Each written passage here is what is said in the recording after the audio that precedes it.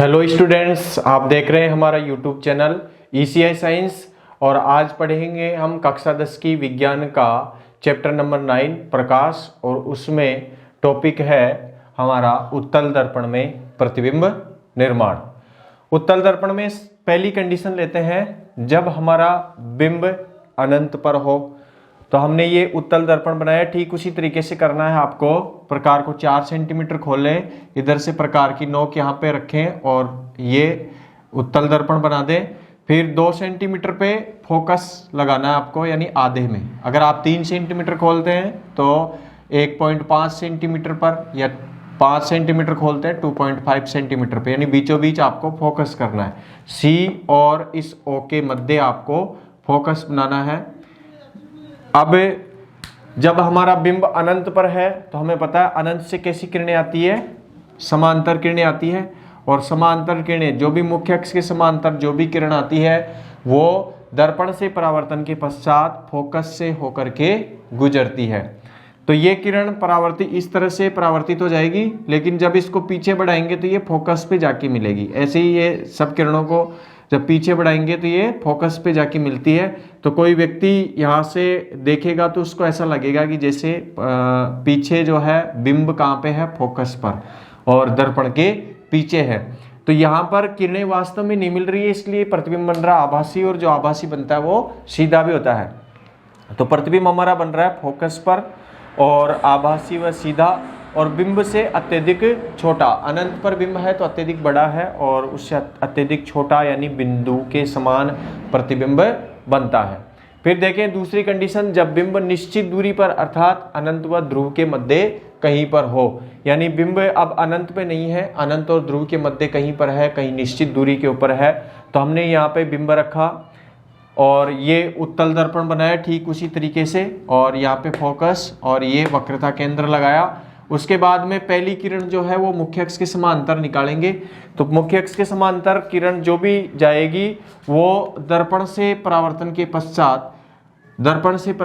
पश्चात फोकस से होके गुजरेगी। तो ये किरण जो है दर्पण से इस तरीके से परावर्तित हो जाती है, लेकिन इस किरण को जब पीछे बढ़ाते हैं तो ये किरण फोकस से होकर के गुजरती है। दूसरी किरण हम लेंगे तिर्यक किरण, और ये तिर्यक किरण यहाँ पे जितना ये कोण बनाएगी उतना ही ये परावर्तित किरण बनाएगी, जितना आपतित बना रही है उतना ही परावर्तित बनाएगी। और जब परावर्तित किरण को पीछे बढ़ाएंगे तो दोनों किरणें यहाँ F और O के मध्य यानी फोकस और ध्रुव के मध्य जो है वो काटेगी। तो यहाँ पर प्रतिबिंब बनेगा। तो प्रतिबिंब हमारा कहाँ पे बन रहा है, फोकस और वक्रता ध्रुव के मध्य। और दूसरा कैसा बन रहा है, आभासी बन रहा है, क्योंकि किरणें वास्तव में नहीं मिल रही है। किरणें वास्तव में तो इधर परावर्तित हो रही है, लेकिन जब किरणों को पीछे बढ़ाया तो यहाँ पे मिलती हुई प्रतीत होती है। तो किरणें वास्तव में नहीं मिल रही, इसलिए आभासी प्रतिबिंब बन रहा है और सीधा भी है।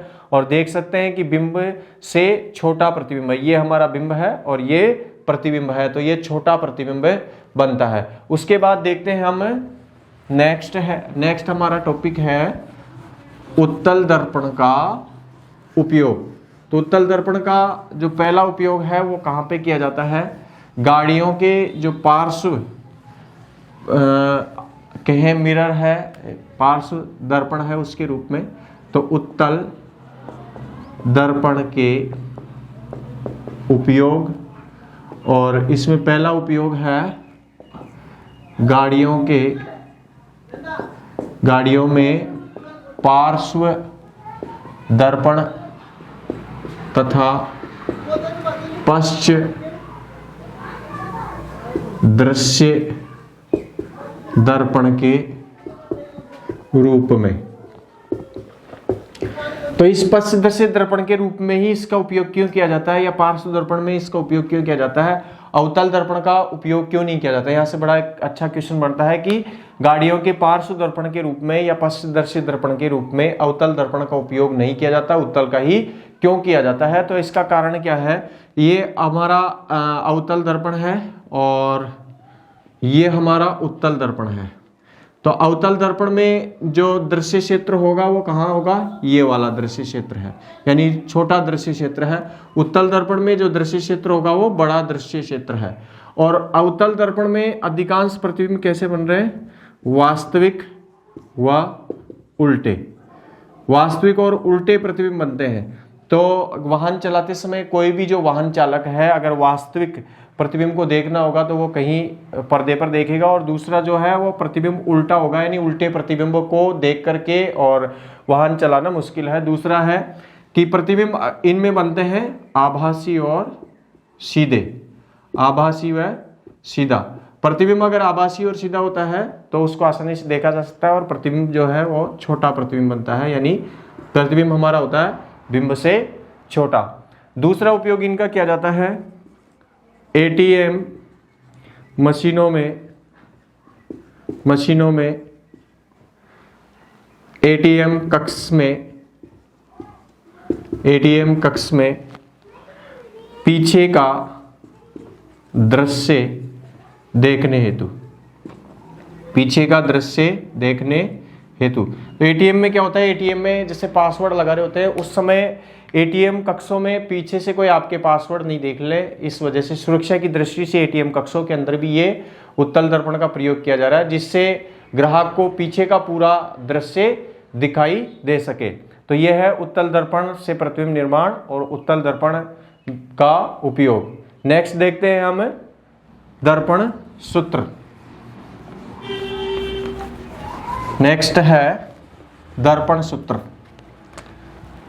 दर्पण सूत्र, हमारा दर्पण सूत्र क्या है, 1/v प्लस 1/u बराबर 1/f। ये दर्पण सूत्र है, और दर्पण सूत्र में v है प्रतिबिंब की ध्रुव से दूरी, u है बिंब की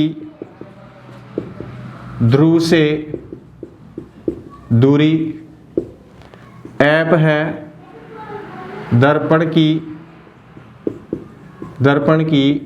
फोकस दूरी, दर्पण की फोकस दूरी। तो v प्रतिबिंब की ध्रुव से दूरी, u बिंब की ध्रुव से दूरी, और f है दर्पण की फोकस दूरी। यदि हमारे पास में दर्पण है अवतल दर्पण, हमारे पास दर्पण कौन सा है, अवतल दर्पण, तो ये फोकस दूरी हम लेंगे ऋणात्मक, और अगर उत्तल दर्पण है, उत्तल दर्पण, तो फोकस दूरी लेंगे धनात्मक। अवतल दर्पण के लिए फोकस दूरी ऋणात्मक, उत्तल दर्पण के लिए धनात्मक। बिंब की दूरी हमेशा ही हम ऋणात्मक लेंगे, ऋणात्मक। और प्रतिबिंब की जो दूरी है वो, अगर प्रतिबिंब हमारा बनता है वास्तविक व उल्टा, प्रतिबिंब बनता है अगर वास्तविक व उल्टा, तो प्रतिबिंब की दूरी लेंगे ऋणात्मक।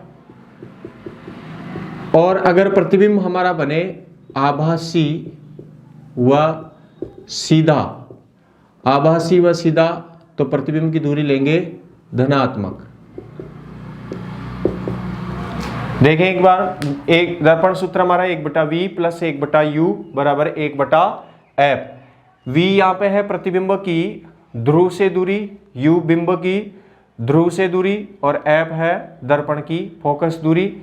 यदि दर्पण हमारे पास में अवतल दर्पण है तो फोकस दूरी लेंगे ऋणात्मक, उत्तल दर्पण है तो फोकस दूरी धनात्मक। अब बिंब की दूरी हमेशा ही लेंगे हम ऋणात्मक, चाहे दर्पण कोई सा हो, उत्तल दर्पण हो चाहे अवतल दर्पण हो। प्रतिबिंब की दूरी, अगर प्रतिबिंब बनता है वास्तविक और उल्टा, तो हम लेंगे प्रतिबिंब की दूरी ऋणात्मक। यदि प्रतिबिंब बनता है आभासी व सीधा, तो प्रतिबिंब की दूरी लेंगे धनात्मक। उसके बाद देखते हैं हम आवर्धनता। आवर्धनता जिसे m से हम डिनोट करते हैं, आवर्धनता। नेक्स्ट है आवर्धनता m। आवर्धनता क्या है, किसी दर्पण द्वारा बिंब को आवर्धित करने की क्षमता आवर्धनता कहलाती है। आवर्धनता कहलाती है। देखते हैं नेक्स्ट, इसमें आवर्धनता क्या है। m बराबर प्रतिबिंब की ऊंचाई, इसके लिए सूत्र है प्रतिबिंब की ऊंचाई बटा बिंब की ऊंचाई। प्रतिबिंब की ऊंचाई को अपन h डैश से और ये इसको h से डिनोट करते हैं। दूसरा इसका अगर बिंब प्रतिबिंब की दूरी के रूप में सूत्र देखें तो m बराबर है माइनस v बटा u।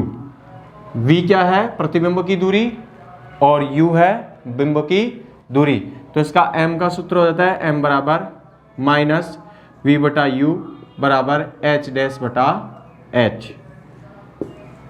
जहाँ पे h है बिंब की ऊंचाई, h डैश प्रतिबिंब की ऊंचाई, ये v प्रतिबिंब की दूरी और u बिंब की दूरी। अब देखते हैं कि m के विभिन्न मानों के लिए किस किस प्रकार के प्रतिबिंब की क्या क्या प्रकृति होगी। तो m पहली कंडीशन है यदि m ऋणात्मक हो, m यदि हमारे पास ऋणात्मक आता है हो तथा v is greater than u हो तो प्रतिबिंब वास्तविक उल्टा तथा बिंब से बड़ा बनेगा। कैसे कहेंगे ये, यदि मान लो m बराबर अपने पास में आ जाता है -4/3, -4/3 आगे सोल्व करेंगे तो -1.33।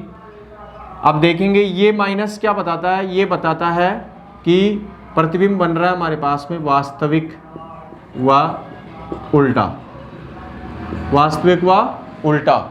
और ये वैल्यू अगर 1 से अधिक है तो प्रतिबिंब कैसा होगा, प्रतिबिंब बिंब से बड़ा होगा, बिंब से बड़ा होगा। यदि हमारे पास ये वैल्यू माइनस में आती है तो इसका मतलब है वास्तविक उल्टा प्रतिबिंब, और अगर ये वैल्यू 1 से ज़्यादा है, 1.33 1 से ज़्यादा है तो 1 से अधिक है तो प्रतिबिंब बनेगा बिंब से बड़ा। यहाँ पे देखा हमने कि v यहाँ पर m, क्योंकि m का क्या है, m बराबर -v बटा u, तो अगर हमारे पास में वैल्यू इस तरीके से आ जाती है -v बटा u तो v का मान ज़्यादा है, देख सकते हैं आप u से, तो v is greater than u हो तो प्रतिबिंब हमारा बन रहा है वास्तविक उल्टा और बिंब से बड़ा। दूसरी कंडीशन देखें, जब m का मान ऋणात्मक हो, m का मान ऋणात्मक हो तथा v is equal to u हो तो प्रतिबिंब वास्तविक उल्टा तथा बिंब के बराबर होगा, वास्तविक उल्टा तथा बिंब के बराबर होगा। जैसे m बराबर है हमारे पास में -v बटा u और यहाँ पे वैल्यू आ जाती है जैसे 4/4 इस तरीके से, और यहाँ पे फाइनली वैल्यू हमारे पास में -1 आ रही है, तो इस माइनस का मतलब है कि प्रतिबिंब बन रहा है हमारे पास में वास्तविक व उल्टा। और ये वैल्यू अगर 1 के बराबर है, 1 के बराबर है तो प्रतिबिंब बिंब के बराबर होगा, बिंब के बराबर होगा। तो ये वैल्यू अगर 1 है या एक कहें 1 के बराबर है, ये वैल्यू अगर 1 है तो प्रतिबिंब बिंब के बराबर होगा, और यहाँ पे माइनस का चिन्ह आता है तो वास्तविक व उल्टा होगा। तीसरा देखें, तीसरी कंडीशन है यदि m ऋणात्मक हो और u is greater than v हो, u का मान v से ज्यादा हो, तो प्रतिबिंब वास्तविक उल्टा बनेगा और बिंब से छोटा बनेगा, बिंब से छोटा होगा। तो इस तरीके से अपन देख सकते हैं तीसरी कंडीशन को कि यदि m बराबर मान लीजिए आता है माइनस v बटा यू, यह आ जाता है -2/3 यानी -0.66, तो ये माइनस बताता है कि हमारा जो प्रतिबिंब है वो बन रहा है वास्तविक व उल्टा, और ये वैल्यू 1 से कम है तो प्रतिबिंब बिंब से छोटा होगा, प्रतिबिंब बिंब से छोटा होगा। चौथी कंडीशन है यदि m का मान धनात्मक हो, यदि m का मान धनात्मक हो तथा m का मान अगर धनात्मक हो तो प्रतिबिंब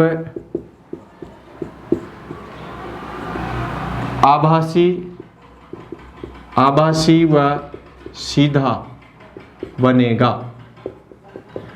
यदि मान लो हमारे पास में m की वैल्यू आ जाती है, m बराबर -v बटा u है, और ये वैल्यू आ जाती है 4/3 यानी प्लस में आ जाता है +1.33, तो इस प्लस का मतलब है कि प्रतिबिंब हमारा बनेगा आभासी व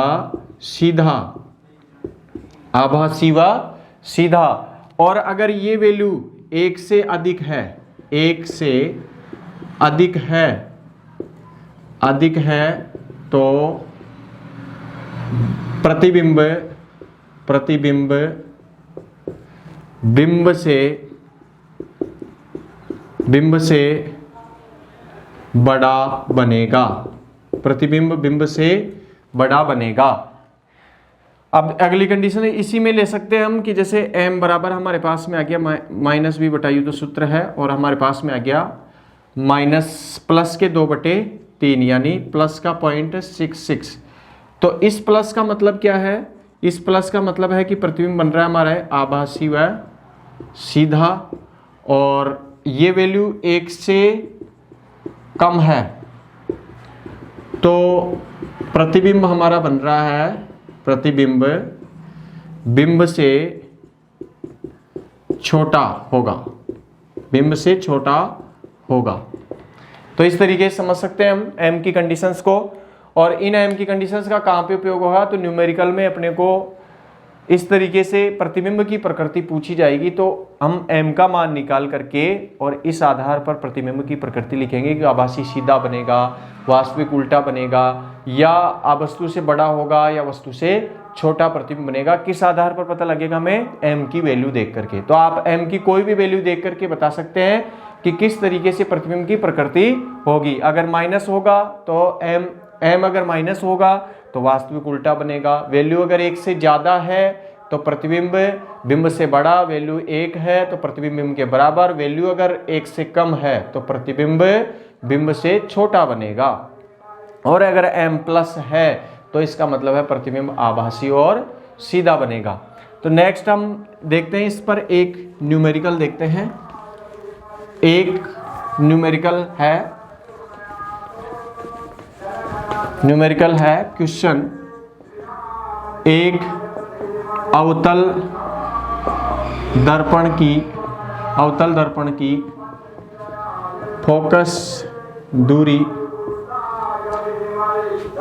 30 सेंटीमीटर या करते 15 सेंटीमीटर हो तथा 15 सेंटीमीटर है तथा बिंब को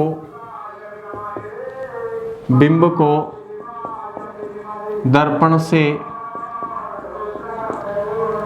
30 सेंटीमीटर की दूरी पर रखा जाता है तो प्रतिबिंब की